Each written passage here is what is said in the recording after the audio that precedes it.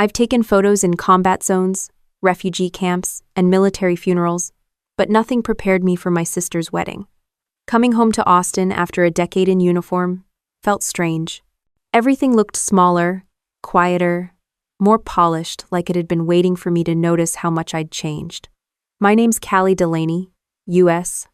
Army Public Affairs, and for most of my adult life, I've been the one behind the camera, documenting other people's chaos.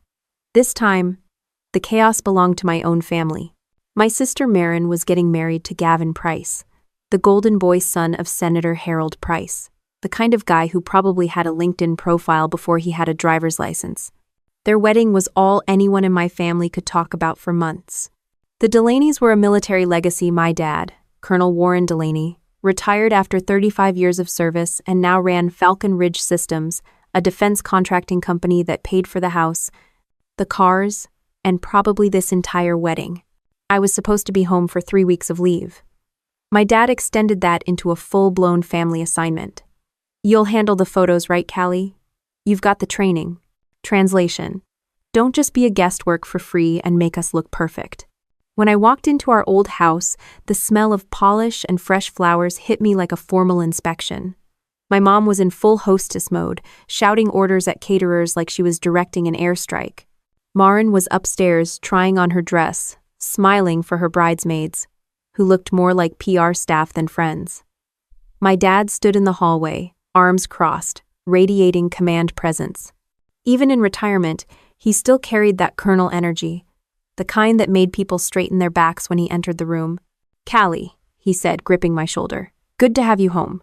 This wedding means a lot for the family, for the company, for our name. 1. I smiled and nodded, the way you do when you hear something you've already memorized. Falcon Ridge Systems had been in the news recently. Nothing scandalous, just whispers about contract delays, missing reports, typical defense world politics. Still, I could tell Dad was under pressure. Every word he said had weight behind it. To him, this marriage wasn't just about love. It was a merger Delaney honor meets political power. When I finally saw Marin in her dress, she looked beautiful, the kind of flawless that belongs on magazine covers. But behind the smile, her eyes looked off, glassy, distant. She hugged me, and for a moment, she felt fragile, like she was holding herself together with willpower and high-end makeup. You okay? I asked quietly. Of course, she said too fast. It's just a lot of planning. You know how Dad gets. Yeah, I knew.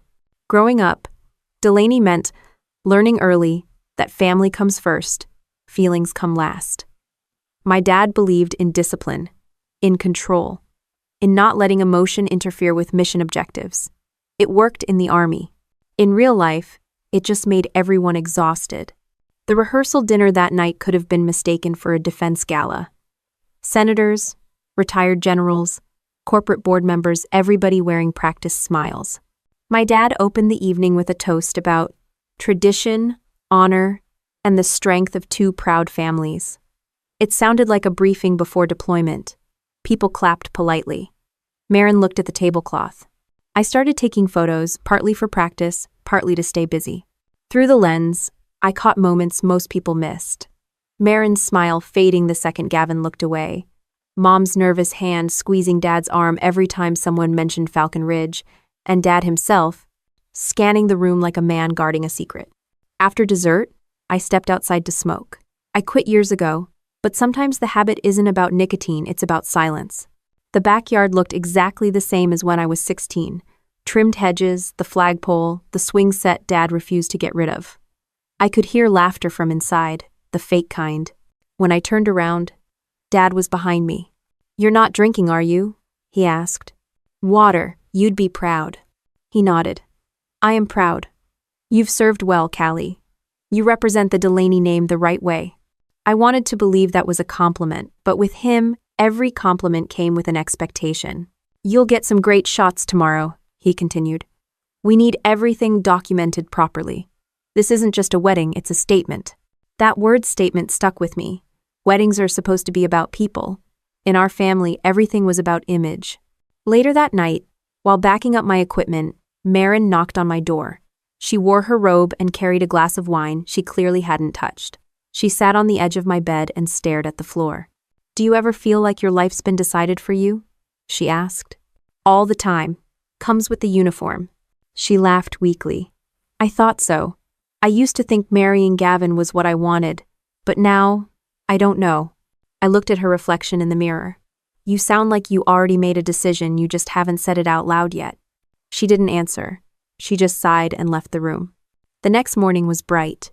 Too bright, the kind of light photographers dream about. The Falcon Ridge estate where the wedding was held looked like something out of a campaign commercial. Everything from the floral arch to the white chairs lined up perfectly, like a military parade. I started setting up early. Drones were flying overhead for aerial coverage.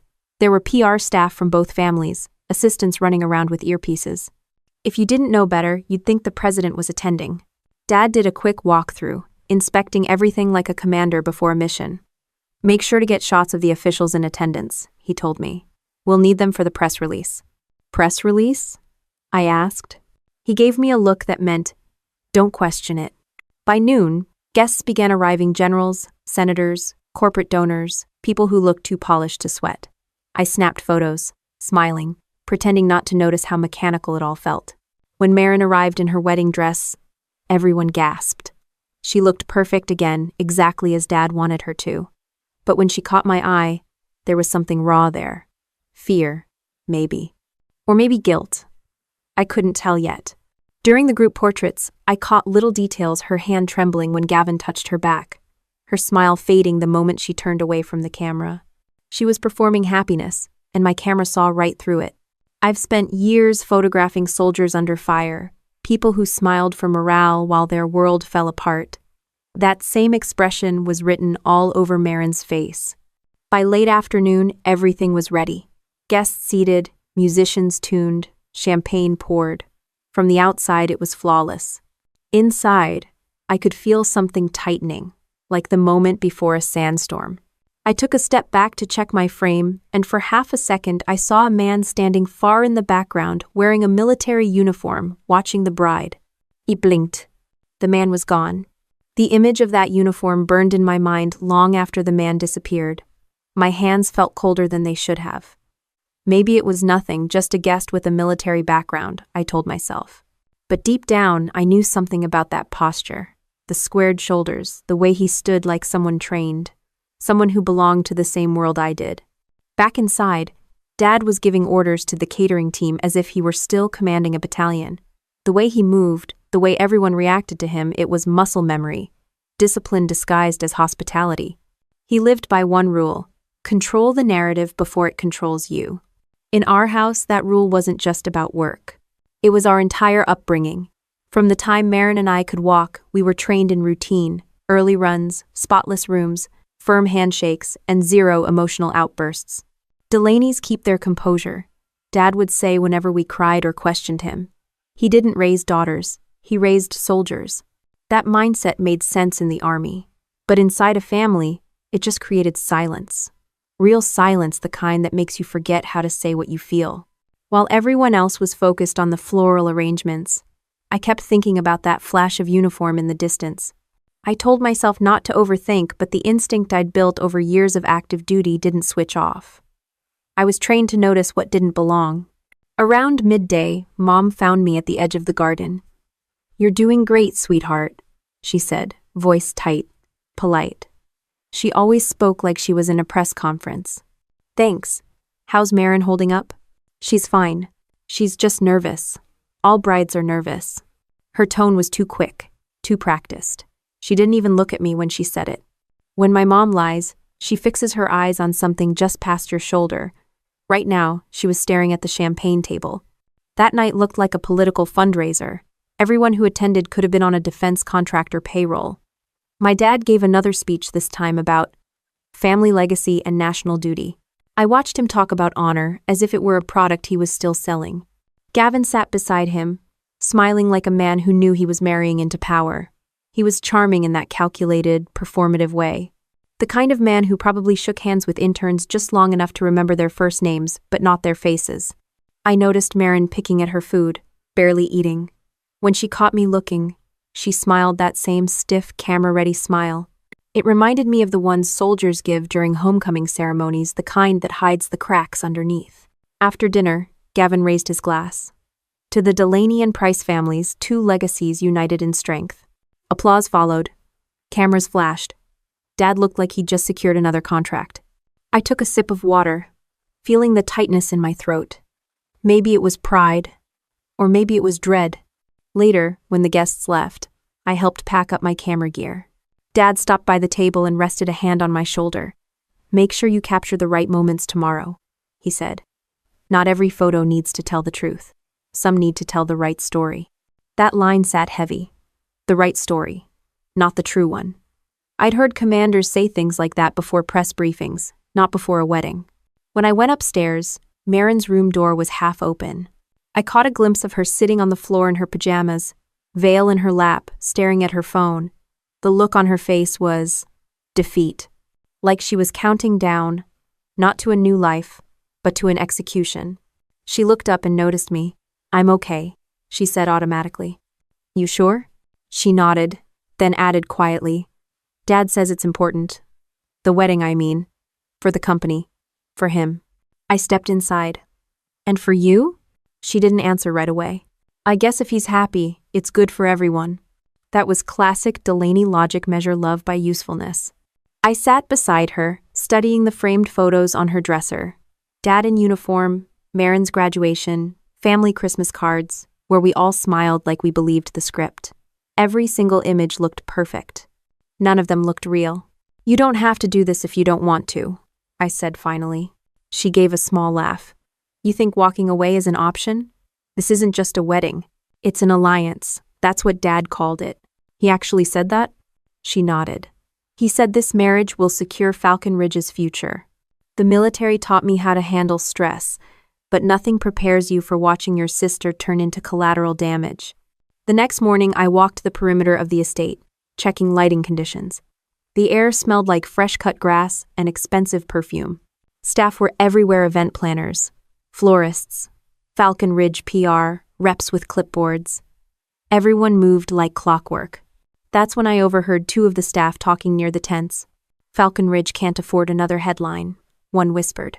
"Not after the Syria mess," the other said. "They're lucky the colonel's daughter's marrying into the Price family."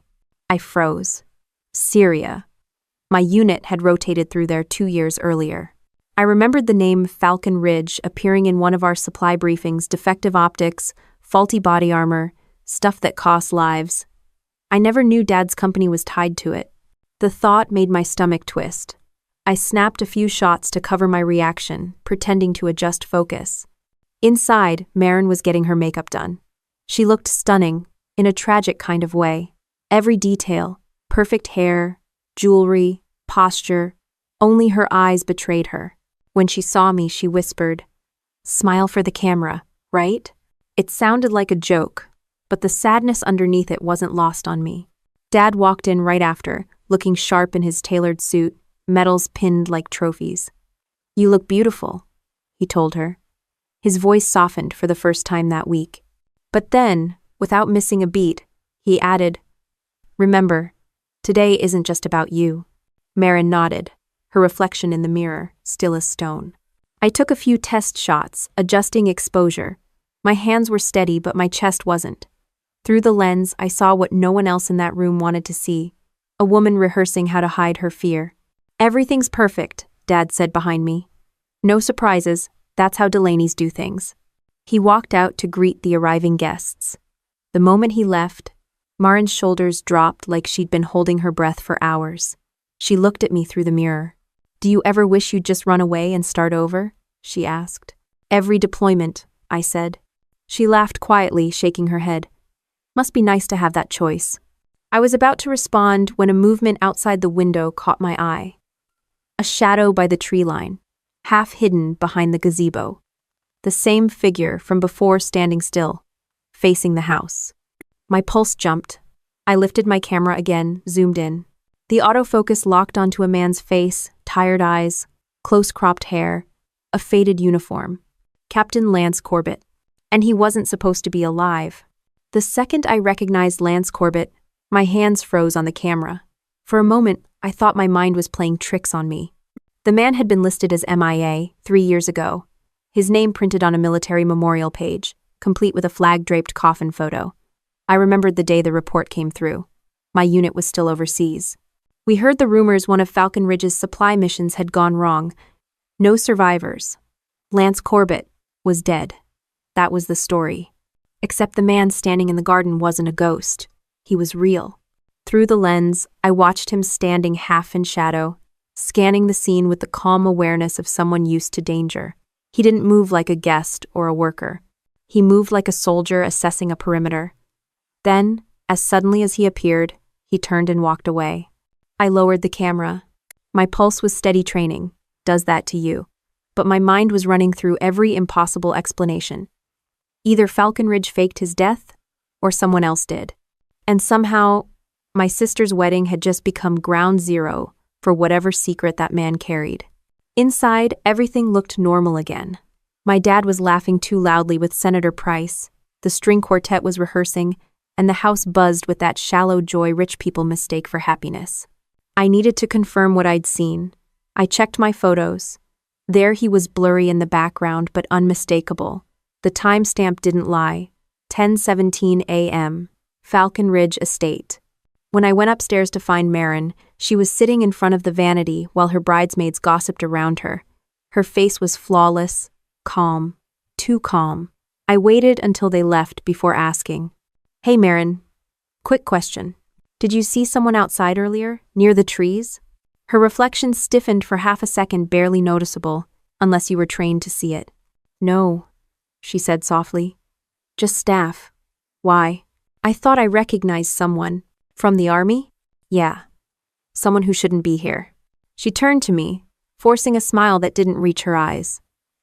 "Maybe you're just tired from traveling." "Maybe." But we both knew that wasn't true. A knock interrupted us. Dad poked his head in. "Everything good here?" "Perfect," Marin said quickly. He nodded. "Gavin's family will be here in 20. Let's keep things smooth, understood?" When he left, she exhaled like she'd been holding her breath. I noticed a faint bruise near her wrist, half hidden under her bracelet. My instincts kicked in before my brain could stop them. "What happened to your arm?" She pulled her sleeve down. "Nothing. Just bumped it." The answer came too fast, too clean. I didn't push. Not yet. The rest of the morning went by in slow motion. Gavin arrived in his navy suit, smiling like a campaign ad. He shook hands with my dad, kissed Marin's cheek, and whispered something that made her go pale. From behind my camera, I caught every micro-expression. Her flinch, his smirk, Dad's approving nod. When you photograph people long enough, you stop seeing what they say and start seeing what they mean. I moved outside to shoot candids of the guests. The air smelled like cut roses and stress. I caught snippets of conversations, senators discussing contracts, wives comparing jewelry, a general bragging about drone tech. Everyone here was connected to Falcon Ridge somehow. Then I spotted him again. Lance. This time, standing near the service gate, talking to one of the groundskeepers. He looked leaner than I remembered, his face marked by sun and fatigue, but those sharp eyes hadn't changed. I kept my camera low and walked closer, pretending to adjust settings. When I was near enough to hear, he turned and looked straight at me. Recognition flickered. Not surprise, just quiet acknowledgement. Like he'd expected me. "Sergeant Delaney," he said under his breath. "Didn't think I'd see you here." I froze mid-step. Hearing my rank from a dead man was surreal. "Captain Corbett," I said cautiously. "That's impossible." "Not impossible," he replied. "Just inconvenient." End quote. He glanced toward the house. "This isn't the place to talk." "What are you doing here?" "Trying to keep someone safe." His gaze shifted slightly toward an upstairs window, Marin's room. Before I could respond, a security guard passed by, and Lance stepped back into the shadows. "You didn't see me, Delaney." "Not yet." Then he was gone again, slipping around the corner like smoke. I stood there, heartbeat steady, mind spinning. If Lance was alive and connected to my sister, then this wedding wasn't a celebration, it was camouflage. Back inside, the photographer in me went on autopilot. I took pictures because it gave my hands something to do while my brain replayed his words. Trying to keep someone safe. From who? The answer wasn't hard to guess. Falcon Ridge's name had been tied to every questionable operation from here to Kabul. My father's record was spotless, too spotless. If anyone could bury a scandal, it was him. When I passed him near the ballroom, he was talking to Gavin and two Falcon Ridge executives. Their tone was low, sharp, clipped. I caught a few words: contract, cover, optics, not the kind of words you hear about wedding flowers. Dad noticed me. Need something, Callie? Just getting some pre-ceremony shots, I said, forcing a smile. He smiled back, but there was suspicion behind his eyes. Good. Let's make sure everything about today stays picture perfect. The subtext was clear: don't interfere. I went upstairs to check on Marin again. She was alone this time, staring at her reflection like she didn't recognize herself. You saw him, didn't you? I asked quietly. She didn't move. Who? You know who? Her eyes filled with tears she refused to let fall. He shouldn't have come. Why is he here, Marin? She shook her head. Please, just let it go. That phrase, let it go, is usually what people say when they're terrified. She turned to face me then, her voice low but steady. Do you ever wish you'd done something differently? Chosen duty over orders? I blinked. That's the same thing. No, she said. Not always. There it was again, that Delaney crack in the armor. It happens when truth starts pressing too hard against the lie. Before I could ask more, a PR woman burst in, announcing it was time for family portraits. Marin straightened, mask back on, tears gone. She followed the woman out, leaving me with nothing but questions and a sinking certainty that this day wasn't going to end cleanly. Out on the lawn, the families lined up for pictures. Dad stood front and center like the general of his own parade, Gavin beside him, Marin on the other side. Everyone posed perfectly. I did my job, checked lighting, adjusted exposure, snapped frame after frame. But between the clicks, something broke through the performance. Off to the side, I caught a glimpse of Lance again, half hidden near the hedges. He wasn't watching the ceremony set up this time. He was watching Marin. And the way she looked back just for a second told me everything. Her whole face changed. The tension dropped. She smiled, really smiled, for the first time all day. It wasn't the trained, perfect Delaney smile. It was the kind of expression that belongs to someone who remembers what freedom feels like. I raised my camera and took the shot. The photo captured something raw and real. Marin mid-laugh, her hand brushing Lance's arm, light cutting through the leaves like a spotlight. And then, like a switch flipping, my father's voice shattered the moment. Marin, we're ready for the next shot. Her smile vanished instantly. She stepped back into formation, face neutral, posture perfect. But the damage was done. Because in that single frame, I had just captured the truth that could burn everything my family built. My finger hovered over the shutter button longer than it should have. Even after the formal portraits ended, my mind stayed on that image, the laugh, the look between them, the unmistakable connection that shouldn't exist. I'd seen people risk their lives for love in war zones, but this was different. This was quiet rebellion dressed in pearls. After the last pose, I told the assistant I needed to back up the files. Really, I just needed a moment alone. In the tent, I scrolled through the shots, pretending to check focus. There it was, Marin and Lance in a fraction of a second that didn't belong to anyone else. I zoomed in. The look in her eyes wasn't just happiness, it was recognition. The kind of look that said, you're not supposed to be here, but I wish you were. I copied the photo to a backup drive, labeled it read, sequence, and slipped the SD card into my pocket. Old habits die hard. You never leave sensitive material lying around, not in a war zone, and not in my family's backyard. That's when I heard footsteps behind me. Still working, Sergeant?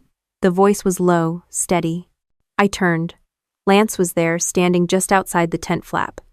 His uniform was plain, no insignia, no rank, but the stance was pure army.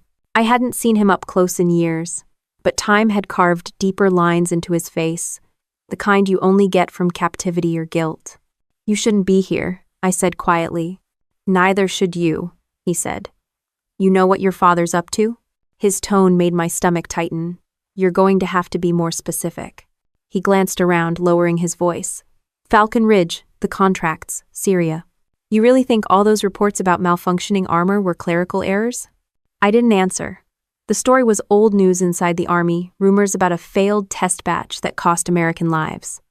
Falcon Ridge had denied everything, of course, and the Pentagon had moved on. Lance took a step closer. I filed a report about that mission, about what really happened. Next day, I was listed as MIA. Convenient, huh? You're saying my father? I'm saying someone with authority buried it. Maybe he didn't pull the trigger himself, but he signed the paperwork that kept it quiet. I stared at him, weighing his words like evidence. In the Army, you learn to read truth through tone, not tears. His voice was calm, controlled, too calm for a liar.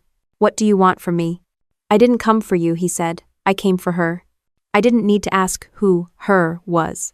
He looked past me toward the house. Maren doesn't know I made it back until last week. I thought she'd be safer if she believed I was dead. But now your father's trying to tie Falcon Ridge to the Price family. He's locking everything down. Once this wedding happens, the paper trail disappears forever. So you thought crashing the wedding would fix that? I thought showing her I was alive might. I wanted to believe he was noble, but I'd seen too many good soldiers do stupid things for love. Still, the pain in his eyes wasn't fake. Whatever happened in Syria had broken him, and Maren was the only thread connecting him to who he used to be. You can't be here, I said again. If Dad sees you, this doesn't end with a family argument. It ends with security dragging you out in cuffs. He gave a bitter half smile. Wouldn't be the first time. I hesitated before asking, why now? Why today? Because this is the day she loses the last part of herself that's still hers. Once she signs that paper, she belongs to the machine, the same machine that almost killed me. Something in his voice made me believe him. Before I could reply, my dad's voice boomed from the lawn. Callie, we're moving to the reception setup. Need those group shots done in 15. I glanced back at Lance, but he was already fading into the tree line again. He had that soldier's instinct, always disappearing before the questions start. I packed up my gear and walked toward the main tent. Dad stood near the catering table, checking his watch like time itself owed him obedience. He looked sharp, powerful, and utterly unaware that his ghost from Syria was walking his property. Everything on schedule? He asked. Almost, I said. We should get good light for the ceremony. He nodded, distracted. Good. The photographers from the post are arriving later. Make sure your shots don't overlap with theirs. We'll curate what gets released. There it was again, control. Always about the story. Never the truth. As the rehearsal wrapped up, I noticed Gavin laughing with a group of officers. He fit perfectly into my father's world, polished, obedient, ambitious. The kind of man who would never question where the money came from. When Maren joined him, she did her usual performance smile, tilt, laugh. But every time Gavin touched her arm, her body stiffened just slightly, the way someone braces for recoil. Later, when the guests left, I found her alone in the hallway, holding one of the rehearsal bouquets. You saw him, she said quietly. Her voice didn't tremble. It was the calm that comes after panic. Yeah, I said. I saw him. She looked down at the flowers. He shouldn't have come. He's putting himself in danger. Maren, he's not the only one in danger. Her eyes lifted to mine, filled with something between fear and defiance. You don't understand, Callie. Dad's not just protecting the company. He's protecting himself. He'll destroy anyone who threatens that. I wanted to ask what she meant, but she kept talking, her voice softer now. They said Lance died in Syria, but I got a letter 3 months later, no return address. He said he was alive, that he had proof. I burned it, like Dad told me to. You told Dad about it? She nodded. He said it was an enemy trick, that I'd put everyone at risk by responding. 1. I exhaled slowly, trying to piece it together. My father, the war hero, suppressing evidence from his own contracts. My sister, trapped between loyalty and love. And me, the idiot who thought she was here to take wedding photos. Maren, I said, if what he's saying is true, this isn't just about Falcon Ridge, it's criminal. She pressed the bouquet so tight that petals fell to the floor. And if you expose him, it destroys everything: our name, our family, Mom's health, the company that feeds thousands of employees. It's not that simple. In the military, they teach you that moral clarity is black and white. Out here, it's all camouflage. When she walked away, I stayed behind, staring at the fallen petals scattered across the marble floor. They looked like blood against the tile. That night, while the house slept, I opened my laptop and pulled up restricted access reports. Old habits die hard when you still have military clearance. I searched Falcon Ridge plus Syria plus Corbett. Nothing public, but deep in archived records, I found a familiar name, Project Horizon. Classified as mission failure due to environmental compromise. The signatures on the closure report included Colonel Warren Delaney. I sat there watching the cursor blink, feeling my pulse thrum in my ears. Then, somewhere outside, a security light flicked on. Through the window, I caught a silhouette moving toward the side gate. It was him again. Lance looked back once, like he knew I was watching, before disappearing into the night. I closed my laptop. I wasn't sure yet whether I was protecting my family or documenting their downfall. But one thing was clear. Every photo I took from this point forward was evidence. The next morning started with the sound of helicopters. News crews, probably Dad, had invited half the state's political class. And wherever they went, the press followed. I brewed coffee in the kitchen, watching the sunrise pour through the blinds. The house was already alive with footsteps, phones ringing, and planners shouting about seating charts. It sounded less like a wedding and more like an operation. Marin came down the stairs looking like she hadn't slept. Her hair was pinned up, but the dark circles under her eyes gave her away. She didn't say anything until she saw me at the counter. "You were up late," she said. "So were you." We didn't have to explain what we were both thinking about. The silence said enough. I tried to keep my tone neutral. "He's alive, Marin. That's not something you can pretend didn't happen." She gripped the back of a chair like it was keeping her upright. "If Dad finds out I talked to him, it's over. For everyone." "What does that even mean?" "Falcon Ridge." She swallowed hard. "They covered up the mission. Lance had evidence emails, test results, proof that the equipment failure wasn't weather or enemy fire. It was faulty armor plating from a batch Falcon Ridge shipped under Dad's approval. He was going to expose it. That's why they sent his unit on that mission." The words came out sharp, like they'd been waiting years to escape. "Are you saying they set him up?" "I don't know," she whispered. "But they didn't want him coming back. And when he did, they made sure nobody would believe him." I stared at her. "And Dad knew?" She hesitated just long enough for me to have my answer. Dad's voice boomed from the hallway before she could respond. "Marin, time for makeup." Her whole posture snapped back into performance mode. She straightened her dress and forced a smile. "Please, Callie, don't make things worse." Then she walked out, leaving her coffee untouched. I sat there, staring at the steam curling above the mug, wondering how far my father would go to protect his company and himself. I'd seen officers bend rules before, but this was different. This was blood under paperwork. An hour later, I was outside near the gazebo, testing light for the ceremony. I wasn't expecting company, but I heard the crunch of gravel behind me. Lance. He looked like he hadn't slept either, but his expression was calm. He nodded toward the house. "You told her?" She already knew. He gave a tired smile. "Yeah, that sounds like her." "You're putting her in danger showing up here," I said. "I'm trying to get her out of it." He reached into his jacket and pulled out a small flash drive. "This is everything I have. Internal reports, photos from the mission, the original equipment failure analysis. If this gets to the right people, Falcon Ridge burns." I took it from him, feeling the weight of it despite how light it was. "You trust me with this?" He shrugged. "You were the only one in that unit who ever called bullshit when the brass lied. I figured that meant something." I wanted to say it did, but my stomach twisted at the thought of what it would mean for my family. "You think Marin can handle the fallout?" I asked. He looked away. "I think she deserves to live without being owned by her father's guilt." We stood in silence for a few seconds. Then he added quietly, "I didn't come back to ruin her life. I came back because she saved mine once. When my unit was gone, I had nothing left but her letters. That's why I survived." Something about the way he said it hit me harder than I expected. It wasn't dramatic, just honest. Before I could respond, a security guard appeared from behind the tent. "Hey, you're not supposed to be back here."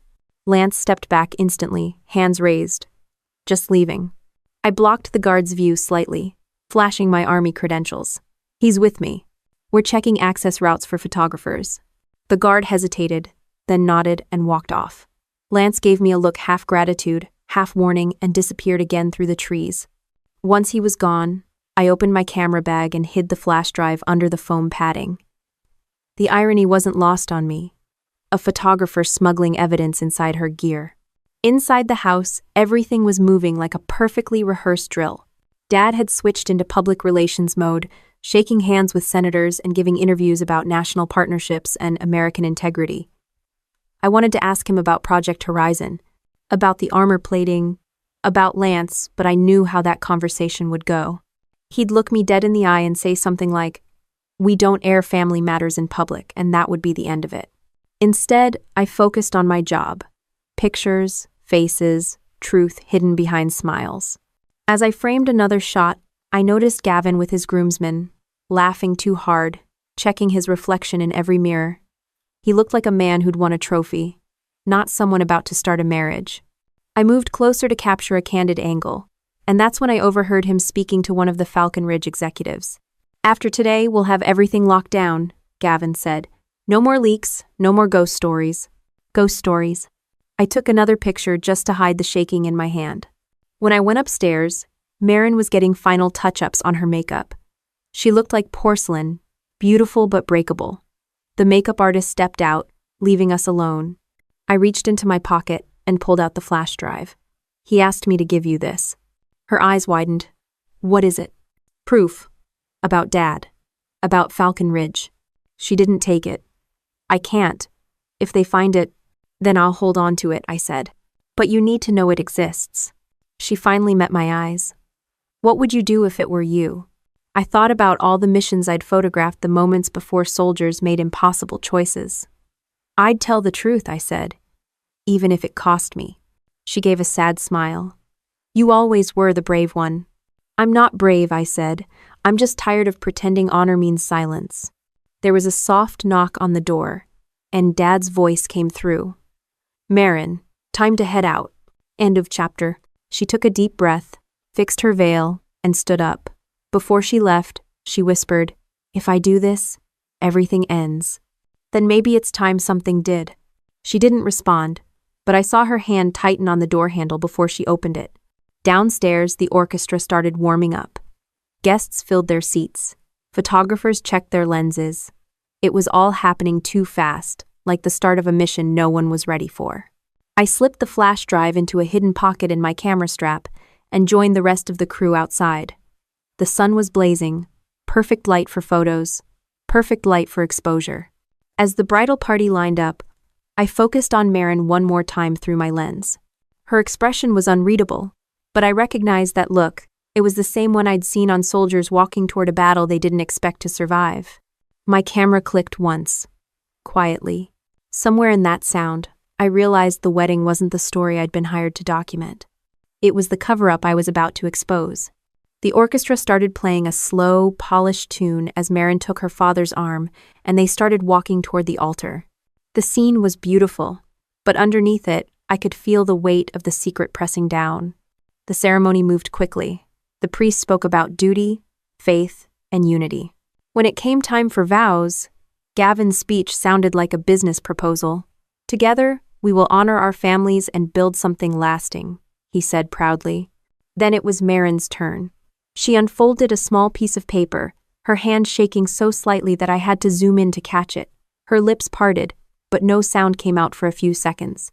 "Finally," she said softly, "sometimes doing the right thing means letting go of what everyone expects of you." A murmur ran through the crowd. My dad's smile froze. She continued, her voice stronger now. "I was raised to believe loyalty means obedience, but I've learned that loyalty without truth destroys the very thing it's meant to protect." Before anyone could react, the screen behind the altar flickered white, then black. Then suddenly a photo appeared. My photo. The one of Marin and Lance. It filled the screen for everyone to see her laughing, his hand on her arm, sunlight breaking through leaves like a confession. The crowd gasped. Gavin's face drained of color. "Turn that off," Dad barked, his voice booming through the microphone that was still live. "Now!" Technicians scrambled, but it was too late. Gavin turned to Marin, his expression a mix of disbelief and humiliation. "What is this?" he hissed. Her voice stayed steady. The truth. Just then, a woman's voice broke the chaos. It was my mother. She pushed through the crowd, pale but composed. "Warren, stop this." He didn't even look at her. "Not now." "Yes, now." Her voice rose, trembling. "You've lied to this family long enough. You called it duty, but it was fear. You covered up the deaths of soldiers because you couldn't face losing your legacy." The crowd gasped again. My dad turned toward her, stunned. Marin walked toward the microphone still on the altar. Her voice came through the speakers, clear and calm. "You all came here for a wedding, but this isn't a union, it's a cover-up. My father's company, Falcon Ridge Systems, falsified reports that cost American soldiers their lives. One of them was Captain Lance Corbett. They said he died in combat. He didn't. He survived. And he's here today." Every camera turned. People gasped, twisting to find him. Near the edge of the crowd, Lance stepped forward once, enough for everyone to see him. The entire world stopped breathing. My father's voice broke through the silence. "Security," he shouted. "Get him out of here." "Oh." He started walking toward Lance, each step measured, controlled. He stopped a few feet away. "You're trespassing, Captain." "Not trespassing, sir. Just alive." My father's expression didn't change. "You should have stayed buried." Lance's jaw tightened. "Neither do your lies. I buried good men because of your mistakes. That's a debt you can't pay." Dad straightened his jacket, trying to regain control. "You think anyone will believe this? A disgraced officer and a hysterical bride?" He opened his mouth again, but the sound never came. His hand went to his chest, his body tightening as his face drained of color. For a second, I thought it was more acting. Then I saw his knees buckle. He collapsed, hitting the floor hard. Someone screamed. "Call an ambulance!" someone yelled. Mom dropped beside him, shaking his shoulder. Warren, look at me!" The paramedics arrived within minutes. As they lifted him onto the stretcher, the guests parted like a wave. Marin just stood there, her veil torn, makeup smeared. I walked up beside her. "He'll live," I said softly, though I didn't know if that was true. She didn't answer. Her voice was barely audible when she finally spoke. "I didn't mean for this to happen."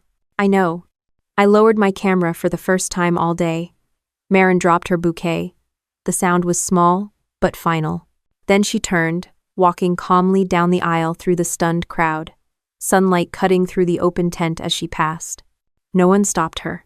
For once, I didn't feel guilty about capturing it. The ambulance siren had barely faded when the estate fell into a kind of stunned quiet. It wasn't peaceful, it was the kind of silence that comes after something breaks so completely. No one knows what to do next. The press vans had already rolled up at the gates. Reporters shouted questions at anyone wearing a suit or a camera strap, and I could hear the low buzz of drones circling overhead. Inside the tent, people moved like they were trying not to make noise, as if sound itself might trigger another collapse. The smell of trampled roses hung in the air, sweet and nauseating. My camera strap dug into my neck, and for once I didn't raise the lens. There was nothing left to capture that wouldn't feel cruel. Marin sat at one of the tables near the aisle, staring at the spot where our father had fallen. Her veil was gone, her hair undone, but her posture hadn't changed. Shoulders back, chin up, the same discipline she'd learned growing up under him. Only now it looked less like poise and more like shock. Gavin was gone. So was his family. They'd left before the ambulance doors even closed, escorted by security, probably calling lawyers before their cars hit the main road. Mom hadn't come back either. She'd gone with Dad to the hospital, clutching his hand the whole way. I knew she'd stay there no matter what.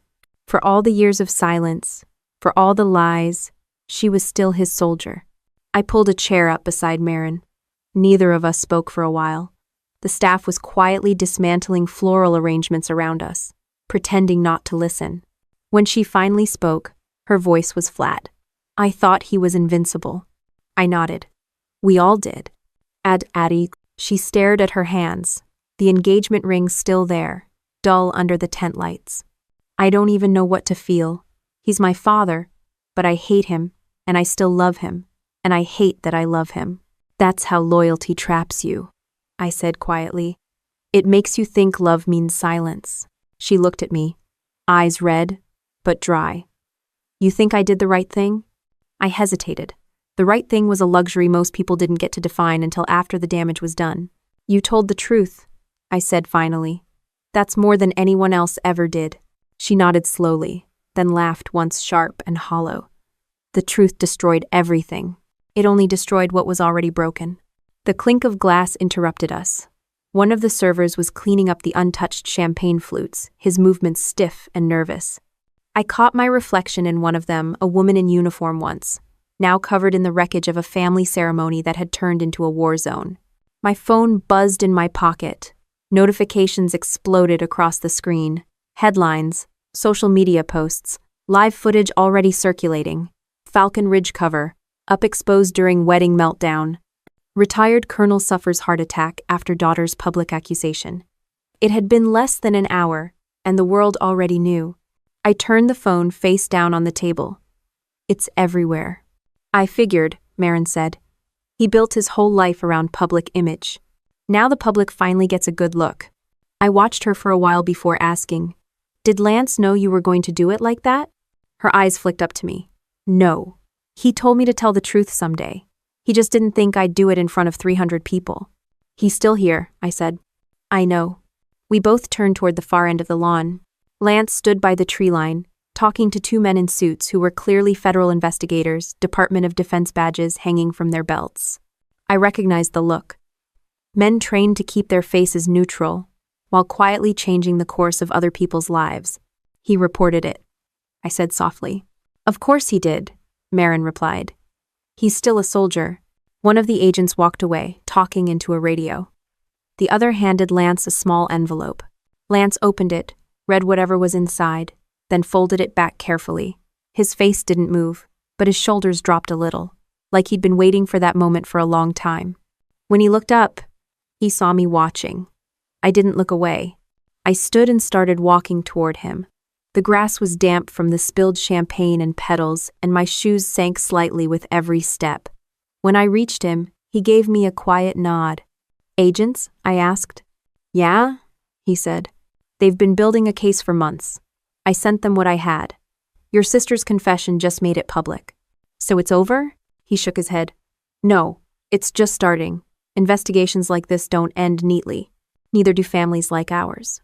He almost smiled at that, but there was no humor in it. I didn't want to ruin her wedding. You didn't, I said. You gave her a reason to stop pretending. He was quiet for a long moment. I didn't want it to happen like this, Callie. I wanted her to have a choice. She made one, I said. And you did too. We both turned toward the mansion. My father's flag still hung from the balcony, spotless, unmoved by the chaos below. The stars and stripes rippled faintly in the evening wind, as if saluting a man who wasn't coming home the same. Lance looked at the flag, then back at me. He's not the only one responsible. That company had layers of protection, investors, contracts. Exposing him means exposing all of them. I thought about Dad's face as he felt the pride, the fury, the disbelief. He wasn't a villain in his own story. He thought he was saving something sacred. Maybe that was the scariest part. What happens to you now? I asked. He shrugged. I'll testify. Maybe help the feds clean it up. After that, he trailed off, staring at the mess of petals and overturned chairs. I'll figure it out. Do you still love her? He didn't answer right away. When he did, his voice was quiet. That never stopped. But sometimes love has to wait until the battlefield's clear. I looked back toward the tent, where Marin was standing again, staring out toward us. For a moment, none of us moved. Just three people bound together by truth and wreckage. Then the sound of helicopters cut through the air pressed choppers, hovering to catch the perfect aerial shot of the fallen dynasty. I stepped back instinctively, looking up. The wind from the rotors whipped through the flowers and banners, scattering everything my father had built across the grass like confetti from a funeral. Lance turned to leave. Take care of her, he said. I will. He paused. And Callie? Thank you for showing her that photo. He walked away without looking back, and I didn't follow. When I returned to Marin, she didn't ask what he said. She didn't need to. She just whispered, He's gone again, isn't he? For now, I said. She nodded, eyes on the flag fluttering above us. Maybe this time, he's walking towards something better. The sun was dipping low, casting the estate in long shadows that stretched across the lawn like ghosts of what had been. The military banners, the floral arches, the empty champagne glasses, it all looked like the ruins of a monument built on lies. Somewhere beyond the gates, I could still hear reporters shouting questions, their voices blending with the hum of the evening cicadas. None of them would get the full story. They'd get headlines, quotes, scandal, but they'd never understand what it cost to tell the truth when the lie was all you'd ever known. Marin reached for my hand. "What happens now?" I squeezed it. "We survive." And we stood there together, watching as the last light faded from the sky, the sound of the helicopters slowly replaced by the kind of silence that comes when a legacy finally collapses under its own weight. The week after the wedding felt like living inside a public trial. Every news outlet from DC to Los Angeles wanted a piece of the story. My family's name had become a headline, a cautionary tale about corruption, loyalty, and the cost of silence. The phrase, "the Delaney wedding scandal," was trending for 5 days straight. I didn't have to explain who I was anymore, people already knew. The footage from that day circulated everywhere. The photo of Marin and Lance, my father's collapse, the confrontation at the altar. Everyone had an opinion. Some called Marin brave. Others called her selfish. Nobody really knew what it had taken for her to say those words out loud. Falcon Ridge Systems went into crisis mode. Their lawyers released statements denying everything, blaming a malicious smear campaign. But within 2 weeks, whistleblower reports surfaced online documents Lance had handed over to federal investigators years ago. They were real, detailed, and devastating. It didn't take long for the Department of Defense to announce a full audit. The company's stock tanked. Contractors cut ties. My father's signature appeared on several of the falsified reports. His military medals, once framed proudly in our hallway, were now plastered across investigative montages on the evening news. He survived the heart attack but didn't go home. He stayed in a private ward at Walter Reed, his room guarded, his phone confiscated. The military had placed him on leave pending the outcome of the investigation. They called it administrative review. Everyone else called it what it was: a slow dismantling of his career. Mom stayed by his bedside day and night. She called me once, her voice low and tired. "He doesn't talk much," she said. "He just stares out the window. Sometimes I think he's rehearsing excuses for God." Marin didn't visit, not once. She moved into a small apartment downtown, somewhere near the river. I helped her unpack boxes full of half her old life and pieces of one she hadn't built yet. She kept her wedding dress folded in a black garment bag, not because she wanted to remember, but because she couldn't bring herself to throw it away. The world around us didn't stop spinning just because our family had been flattened. People still went to work, still got married, still scrolled past the headlines. But for us, time stretched thin. Every day felt longer, quieter, full of questions that didn't have answers. One morning, I went to see Lance. He was living out near Quantico now, working with a team of investigators handling the Falcon Ridge case. When I arrived, he was sitting at a small desk, papers spread across it, evidence logs, statements, military correspondence. He looked up and smiled faintly. "Didn't expect company today." "I was in the area," I lied. "You drove an hour and a half to be in the area, Callie." He was right, but I didn't admit it. I sat down across from him, glancing at the files. "How bad is it?" He sighed. "Worse than I thought. They falsified at least a dozen reports. Some of the defective armor went to active units overseas. It wasn't just about money, it cost lives." I nodded. "And my dad signed off on it?" He approved the shipments. Whether he knew the full scope or not, that's what they're trying to prove. The words felt heavy, but I didn't argue. I'd seen the signatures myself. He thought he was protecting his company, his people. Lance leaned back, rubbing his jaw. That's the thing about men like him. They think protection means control. They forget that truth is what actually keeps people safe. We sat in silence for a while, the hum of the desk lamp filling the space between us. "Are you angry?" I asked finally. He looked up, surprised. "At your dad?" "At any of it. The wedding, the fallout, what it cost you." He thought for a long moment before answering. "I was angry for a long time. But anger turns into something else when you survive it long enough. It becomes perspective, maybe even purpose."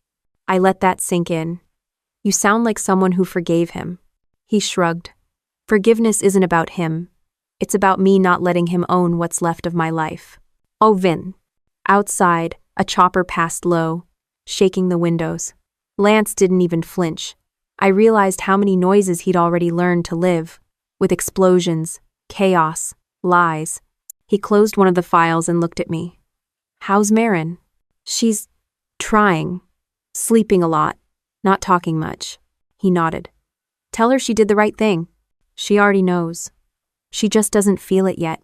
When I left, he walked me out to my car. You think your dad will face charges? I asked. Maybe. Depends on what the prosecutors want to prove. Men like him, they don't usually go to jail. They retire quietly, stripped of their titles, forgotten, but their ghosts keep working. He gave a small half smile. And maybe this time we caught one. On the drive back, the highway looked endless gray, flat, anonymous. I rolled down the window, letting the wind cut through the silence. It smelled like rain and cold asphalt. Back at my apartment, my phone buzzed again. A voicemail from Mom. Her voice sounded older than I remembered. He's asking for you, she said simply. If you want to see him, you should come soon. It took me 2 days to decide. When I finally walked into his hospital room, he was sitting up, thinner, pale, hooked to an IV. The television across from him was muted, but still running a story about Falcon Ridge. He turned it off when he saw me. Callie, he said quietly. His voice wasn't the same. It was softer, stripped of command. I nodded, pulling up a chair. You wanted to see me. He took a slow breath. I don't expect forgiveness. Good, I said, crossing my arms. You're not getting it. He almost smiled, but his eyes stayed flat. You always had your mother's stubbornness. We sat there for a while without speaking. The machines beeped softly, steady as a metronome. Finally, he said, I thought I was doing the right thing, protecting the company, the soldiers, the name. But I think somewhere along the way I stopped protecting the people. Yeah, I said. You did. He looked down at his hands, the veins like blue wires under thin skin. They'll take my pension, maybe the house. Doesn't matter. What matters is, your sister. You make sure she doesn't let this define her. I stared at him, wondering if that was remorse or just another version of control. She doesn't need me to save her, I said. You taught her that much. Endosex, his lips pressed into a faint, sad smile. Then maybe I did one thing right. When I left, I didn't say goodbye. I just walked out of the sterile hallway into the evening air, the sunset reflecting off the windows like fire. That night, I sat at my desk and opened my camera files from the wedding. Every photo was still there, perfectly exposed, beautifully framed, documenting the slow implosion of a family built on appearances. But there was one picture I kept coming back to, the one of Marin laughing with Lance. It was the first time I'd captured something real that day. Everything else was just evidence. I printed that photo and pinned it to my wall. For the first time, it didn't feel like a wound. It felt like proof that even in the ugliest truth, there's still something worth remembering. Outside my window, a plane passed overhead, cutting through the clouds. I watched it disappear into the horizon and thought about how fragile everything looked from above. Maybe that's what perspective really was, seeing how small we all are once the noise fades. I leaned back in my chair, staring at the photo. For years, I'd believed the camera's job was to make things beautiful. Now I knew better. It wasn't about beauty, it was about truth. And truth, no matter how painful, was the only thing that could outlive the lies. A year later, I stood in Virginia Beach with sand crunching under my boots and the ocean wind tugging at my jacket. The sky was that washed-out blue you only get after rain, and my camera strap slapped lightly against my shoulder. Marin was standing a few feet away, barefoot in the wet sand, laughing at something Lance had said. He was carrying a box of supplies for their charity event, a fundraiser for PTSD veterans. They looked like two people who had fought their way through fire and learned how to breathe again. The world had moved on, as it always does. Falcon Ridge Systems was still under investigation, though the headlines had faded. My father had resigned quietly, stripped of his contracts and his medals. He spent most of his time now in a rehab center outside San Antonio, reading military memoirs and ignoring calls from reporters. Mom stayed close to him, her loyalty unshaken even by truth. Some habits never die. But Marin, she'd changed. She'd built something new from the ashes. The charity, Homeward Light, helped veterans reintegrate after combat, offering therapy, housing, and art programs. The irony wasn't lost on either of us. Our family once buried the truth about soldiers, and now she was saving the ones still trying to survive it. I raised my camera and focused on her as she adjusted a banner flapping in the wind. The lens caught her in mid-smile, sunlight reflecting in her eyes. The photo was perfect, not because it was polished, but because it was real. "You still hide behind that thing," Lance said, walking up beside me. "Better than hiding behind secrets," I replied. He grinned, a quiet kind of warmth. Fair point. He was different, too calmer, grounded. The investigation had cleared his name, officially recognizing him as a whistleblower and restoring his honor. He didn't wear the uniform anymore, though. He'd traded it for rolled-up sleeves and a clipboard, said he'd had enough of chains disguised as duty. "How's the photography business?" he asked. "Busy," I said. "People want authentic now. Seems truth finally got trendy." He laughed. "You started that trend." "Hardly. I just stopped pretending." Marin walked over then, brushing sand from her dress. "We need a group photo before the guests show up," she said. "Think you can make us look good, Callie?" I lifted my camera. "I'll make you look honest. That's the best I can do." She rolled her eyes but smiled anyway, pulling Lance beside her. They stood close, shoulders touching, the wind blowing strands of her hair across his cheek. I snapped a few shots. In one, her head was thrown back mid-laugh. In another, his hand rested on her arm, like it belonged there. When I lowered the camera, she said, "You're keeping that one for yourself, aren't you?" "Maybe." She gave me that same mischievous grin she used to have when we were kids before the military briefings at dinner, before the fear of disappointing our father took over everything. "Do you ever talk to him?" she asked quietly. I hesitated. "Sometimes. He sends letters now. Short ones. They read like apology memos." "Does he sound sorry?" "He sounds human," I said, which is new. "Anne." Marin nodded, eyes on the horizon. "I used to think forgiveness was weakness, but I think maybe it's the only thing that keeps you from turning into the people who hurt you." "Forgiveness doesn't mean forgetting," I said. "No," she agreed. "It means living in spite of it." Lance was helping set up a table behind us, pretending not to eavesdrop. He caught my eye, gave me a small salute, and went back to work. For a while, none of us spoke. The waves filled the silence, steady and patient. The air smelled like salt and freedom. I turned my camera toward the water and started shooting again, kids playing near the shore, volunteers unloading supplies, a retired sergeant hugging his therapy dog. Each shot felt lighter than the last, like I was finally capturing life instead of damage. Marin walked up beside me again. "Remember that day? The wedding? Not something you forget." She smiled faintly. "I don't regret it anymore. The fallout, the headlines, the humiliation, it all led here. Maybe that's what truth does. It breaks everything so you can build something better." I nodded. "You built something worth keeping." "So did you," she said. "You told stories that mattered." I didn't say anything, but I knew what she meant. After the scandal, couples started booking me, not for the glamour shots, but for the honesty. Military families, veterans, people who'd lived through real loss, they wanted photos that looked like truth, not marketing. One of my favorite shoots had been at a small base in North Carolina. A corporal and his fiancée wanted a photo before his next deployment. They stood in front of a C-130, hands clasped, eyes steady. No posing, no fake smiles. When I showed them the result, the fiancé cried and said, "That's the first picture that looks like us." That was the moment I realized my work wasn't about capturing perfection, it was about proof. Now, watching my sister hand out flyers for her charity, I felt that same quiet clarity. The past wasn't something you escaped, it was something you worked through. A gust of wind lifted the banner again, nearly knocking it loose. Lance grabbed it just in time, laughing. Marin laughed too, holding it down with both hands. I snapped another photo, framing them against the open sky. Click. The sound was soft, final, familiar. Marin looked up at me. That one felt special. "It is," I said. "It's the last one I'll take today." She tilted her head. "Why?" "Because I already got the shot that matters." I turned the camera around and showed her the screen. The image was simple Marin and Lance mid-laughter, sunlight spilling across their faces, the banner fluttering behind them reading Homeward Light.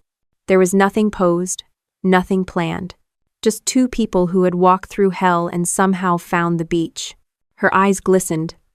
"That's the one?" "Yeah," I said. "That's your freedom shot." She looked at it for a long moment before whispering, "You should title it that."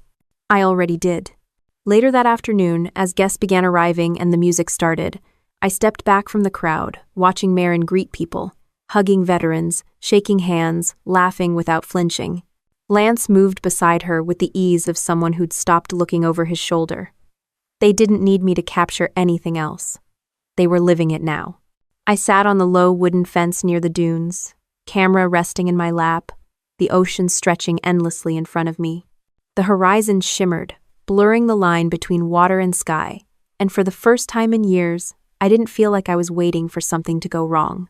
When I finally packed up my camera bag, I slipped one printed photo inside a copy of the Freedom Shot. I didn't plan to publish it or sell it. It wasn't for headlines, it was for us. For what truth cost, and what it gave back. As the sun began to set, Marin called out, "You leaving already?" "Yeah," I said. "You've got this covered." "Thank you, Callie," she said. "For everything." I smiled. Just doing my job. But I knew it was more than that. The job wasn't about pictures anymore.